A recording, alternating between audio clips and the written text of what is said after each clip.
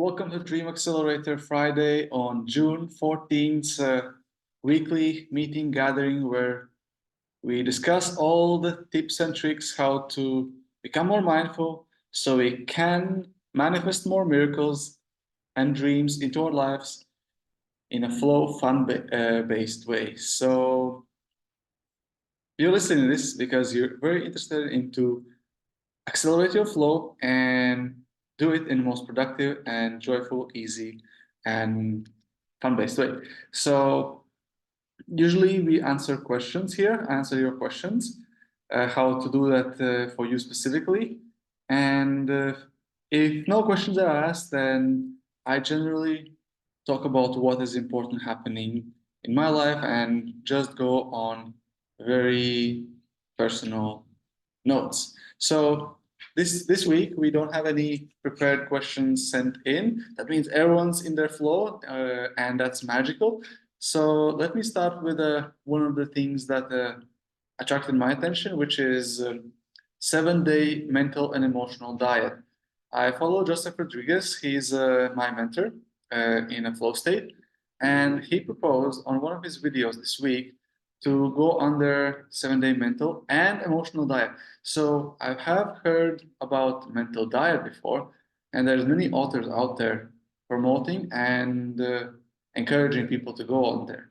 However, this is the first time when I actually hear anyone suggesting emotional diet. So this is a very new and very exciting concept because I don't know how about you, but for me, I'm very strong mentally, and mentally I have all kinds of tools, tips and tricks, and I even manage my emotions once in a while. However, when it comes to actual emotions, I sometimes feel like a beginner. Sometimes I'm dealing with them quite well, specifically when they're mind created. But at times I do get a bit uh,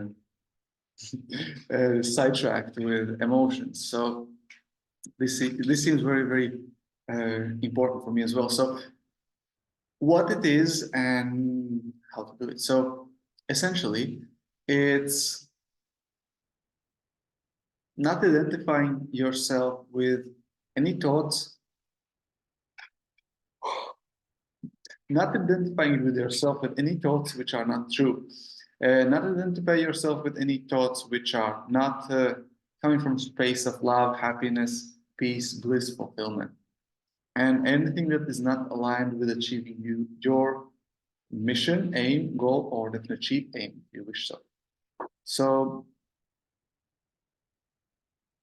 idea is that you commit to yourself. So very important part of this diet is that you commit yourself for next 7 days to make this the most important thing in your life.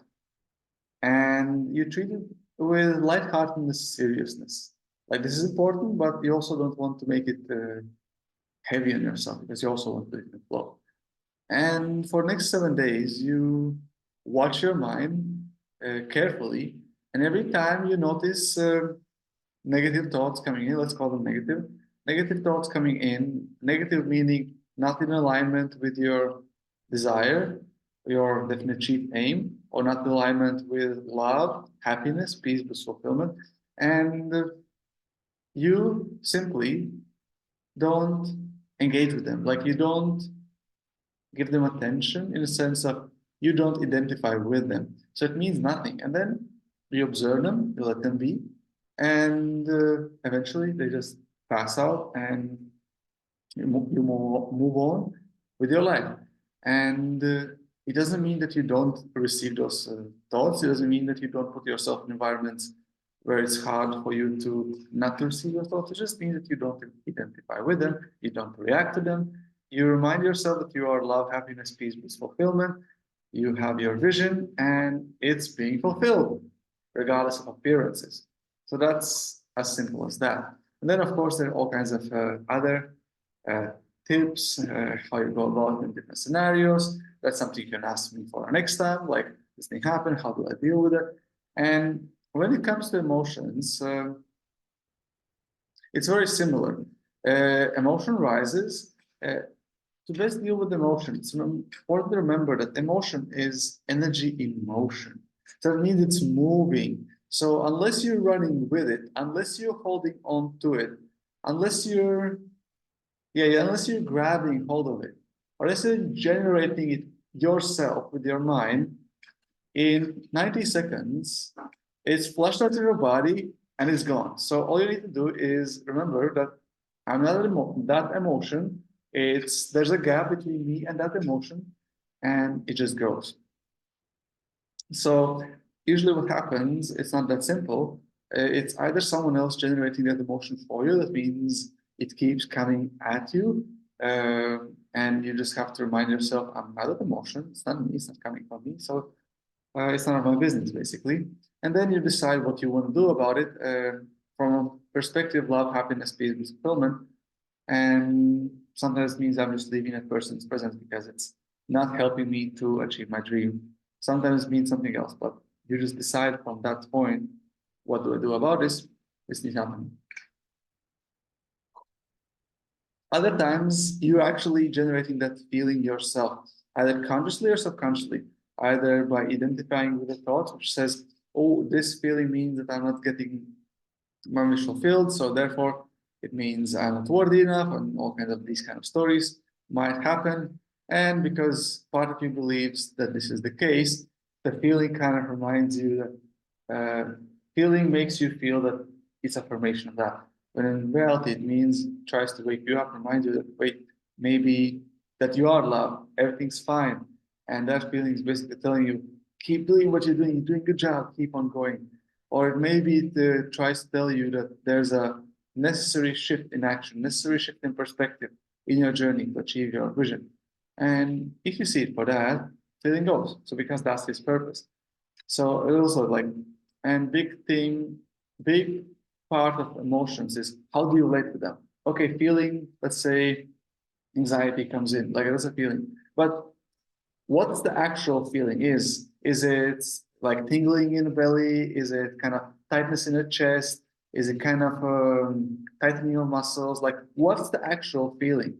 And once you realize that actual feeling is not anxiety, is all these other things that actually happily happen in my physical body, then you realize, wait, why would I relate to it and label it as anxiety? Is it really true? And then you realize, well, if I label it anxiety, it's kind of makes it negative, but it doesn't help me to achieve my dream. So it's not true.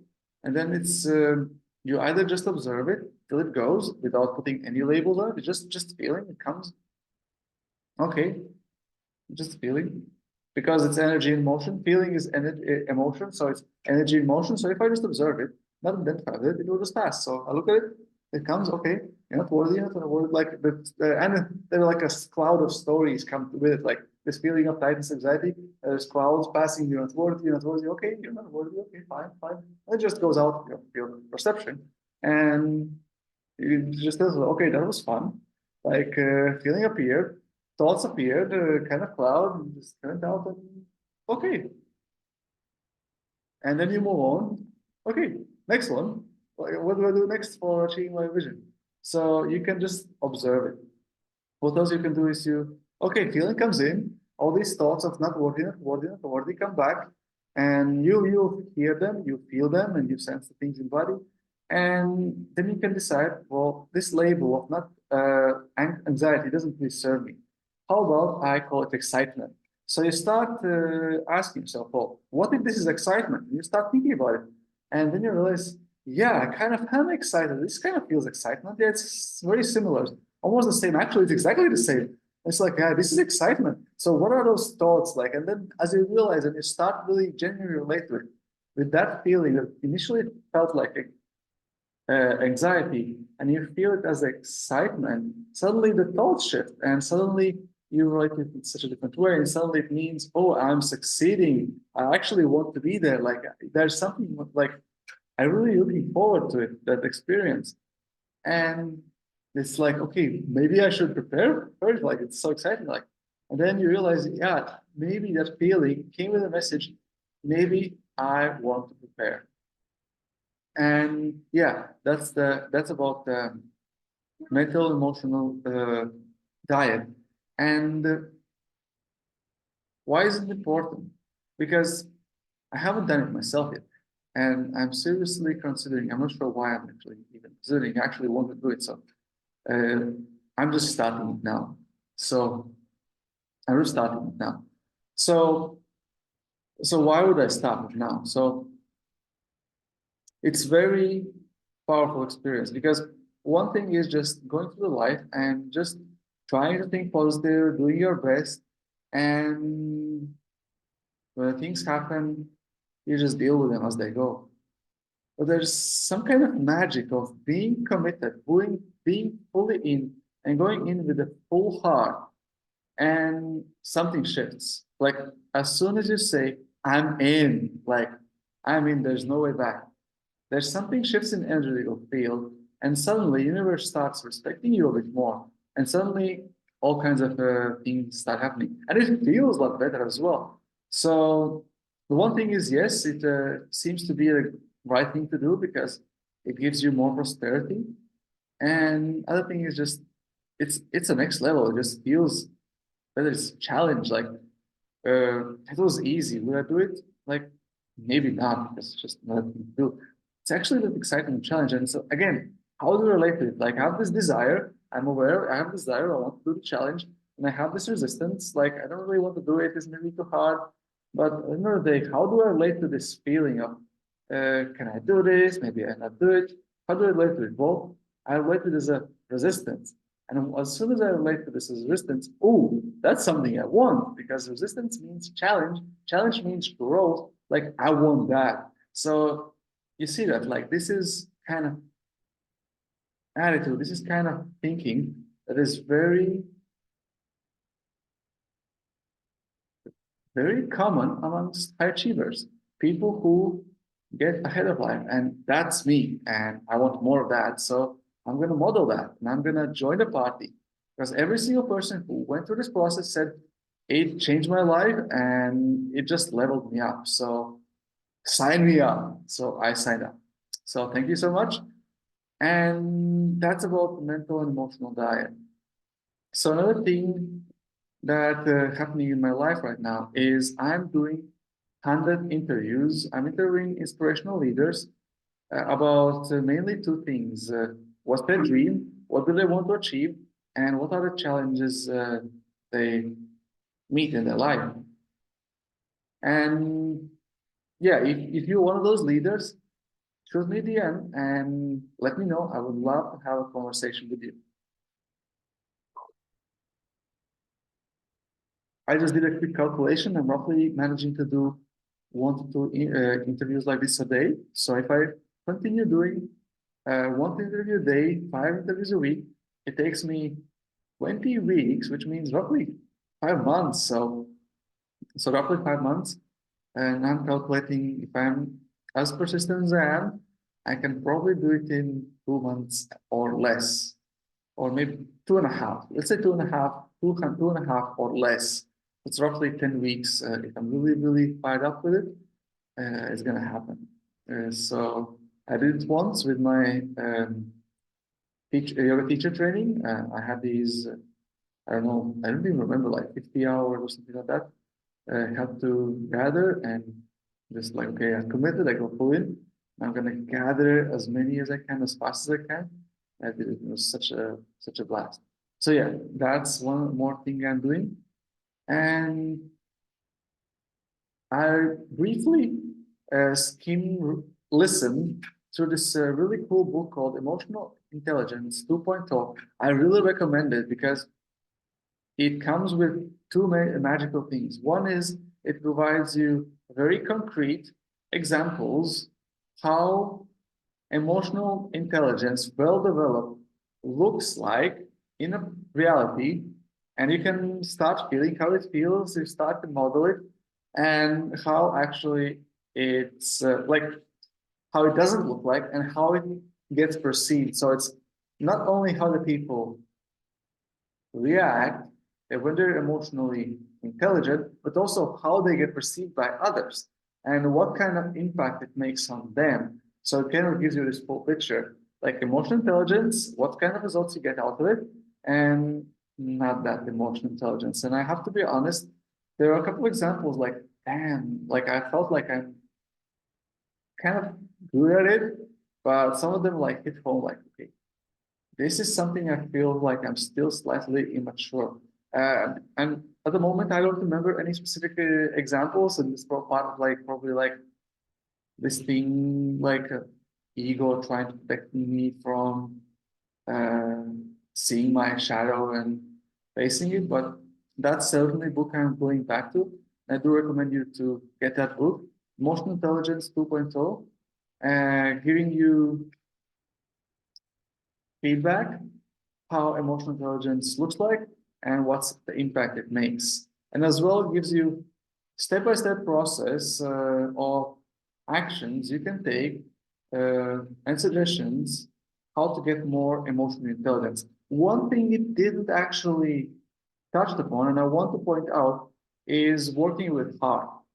Like it's very good coming from intelligent mental point of view, and it gives lots of strategies and lots of bullet points, and you can go through it. And it's very good when you like, if you put your mind to it, it will work for you, no doubt about it. However, once you have these lists, there are shortcuts, and a shortcut to emotional intelligence is actually following your heart.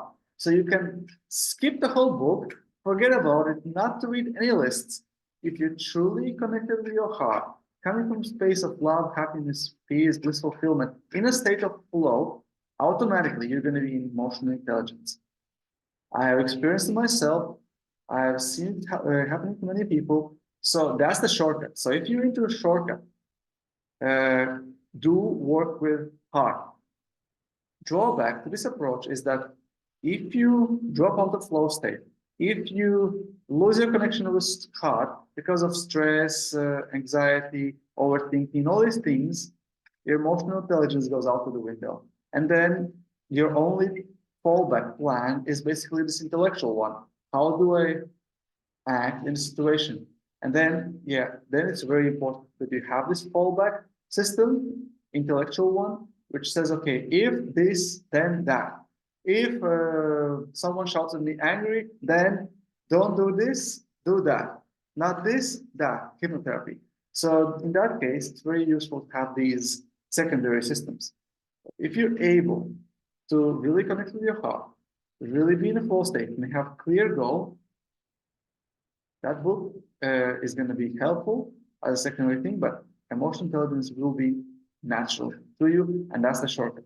And that's the thing people don't really talk to you. And also, this book gives you kind of intellectual answers, kind of like, okay, if this, then kind of go that direction, but doesn't really give you, like, be compassionate. But to be compassionate, you really need to connect with your heart in the first place. So you still will need to actually implement it. You will need to bridge your mind and heart together. And premise of this book is if you ask your mind to ask for compassion, that eventually you will kind of ever end up like mind doesn't know how to ask for compassion. Maybe just connect with the heart. And intellectual part will give you, let's say, level 5-4 implementation. Like that's the like level of where you can get if you don't engage your heart completely, if your heart goes like a different way, you still can get pretty good results. But you really get to the pro level in emotional intelligence, you have to be congruent. And congruence means what I think, that I do, that I feel. So what I think, I feel, I do. All these things are the same in harmony. And again, doesn't really matter where you start from that list or you start from being in a flow and really deeply connected with your heart and the mind just follows it and just make sure you kind of follow the reaching out your goal. Doesn't matter. But that's the one thing I want to really to touch upon. Emotional intelligence, there is a shortcut, but that shortcut is volatile. So emotions can be volatile. So uh, do read a book. I do recommend that. And another thing that's happening in my life right now, I'm taking part of this challenge, which is Conscious Business Accelerator. And one thing that they really drill down on is know your core values. This is basics. Like if you want to achieve anything in life, be successful at anything, you will need to make decisions. And if you want to make decisions productively, you want to make them consistently. How do you make decisions consistently? You have a very clear set of guidelines, core values.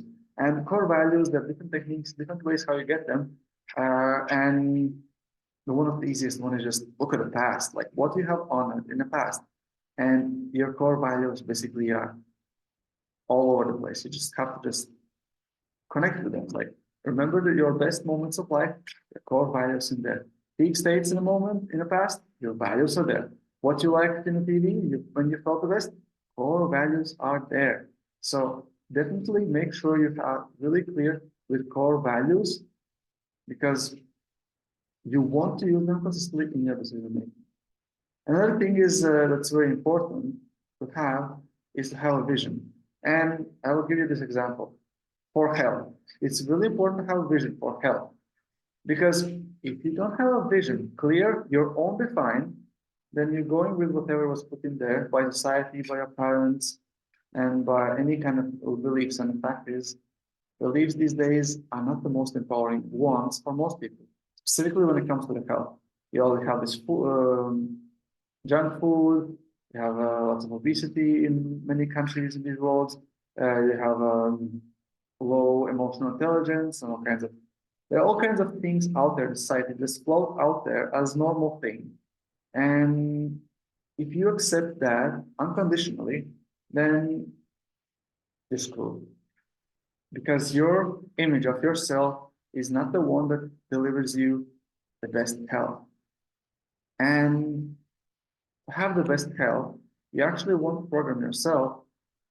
How do you want to be, act, feel, think in your old age?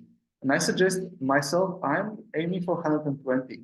A couple of years ago, I was quite modest. I was aiming for 90 years. When average, no, actually 100. I was aiming for 100 years. Since probably age of 4, I've been aiming for that age because at that point it became abundantly clear that unless I make a vision, make a choice, I'm not going to live that long. And why wouldn't I want to live that long healthy? That apart, if you imagine yourself right now, and if I tell you, imagine an old lady or old guy around age of 100, and you feel like, oh, dead, or like really in a death barely on a meds and all these things. If you imagine that, that's your image, and I would suggest you change that because you're imagining it right now. Why would you imagine that? And I don't see any valid reason why to do that. Instead, what I imagine myself being 120, being as active as I am, and going on talks like this and moving a lot. And as soon as I finish this call and jumping off and doing all kinds of fun stuff, having lots of energy and really enjoying my life with passion. My body is responsive, lots of strength, and I feel best shape of my life actually. That's why I feel like I'm really in the best shape of life and 110. And if you don't imagine that, why wouldn't you? Because someone else told you it's not possible? Why, why wouldn't you imagine the best for you? Because if you imagine that, you program yourselves, your mind, your body to try to find a way how to get there. If you don't imagine that, your body says, well, I might have this junk food here. Like, doesn't matter. I'm going to die in 70 anyways. So let me drown that bottle of Coke. Like, doesn't matter. Like, body's gonna die at 70 anyways. No, you don't want to do that. Instead, it was like, okay, I'm gonna live to 120, and eventually, if you have that vision, what I experienced for myself, my body naturally doesn't want to do certain things. Like sugar, I don't really enjoy that much sugar. Like once in a while, it's fine, but there's a certain limit. The body says like, I don't like it anymore. Like, stop that. You know, it's like, and I stop because I generally don't want that because I generally know it's not good for me. So that's it. And the final thing that I want to share here is I'm following this one guy. He's branding himself a serious joy.